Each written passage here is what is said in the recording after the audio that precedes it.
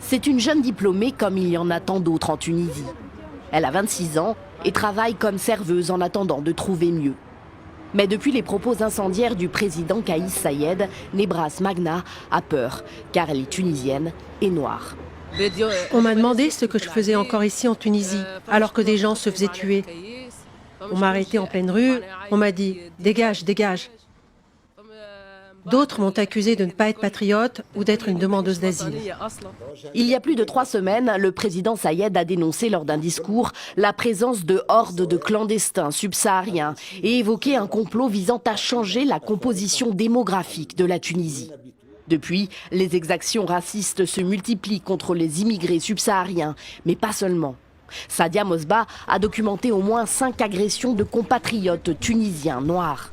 Elle dirige une association antiraciste.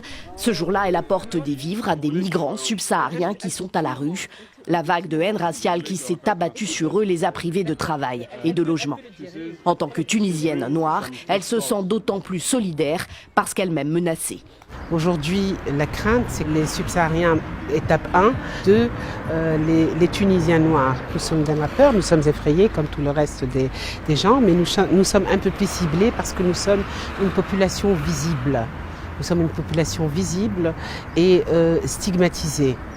10 à 15% des quelques 12 millions de Tunisiens sont noirs. Ils descendent pour la plupart d'esclaves, sont originaires du sud du pays et souffrent aujourd'hui du racisme décomplexé de certains de leurs compatriotes. Le discours du président, finalement, ne visait pas la peau noire, il visait les migrants subsahariens, le contexte migratoire, etc., les sans-papiers, l'Afrique, au sens d'une Afrique qui serait exogène. Donc ça visait pas, il n'y avait pas de mots directement liés aux Noirs tunisiens. Mais évidemment qu'ils sont une victime collatérale de ce discours. Selon cette chercheuse, la parole présidentielle a libéré un racisme latent, mais jusque-là régulé en Tunisie, où les personnes noires luttent depuis toujours pour être considérées comme des Tunisiens et Tunisiennes à part entière.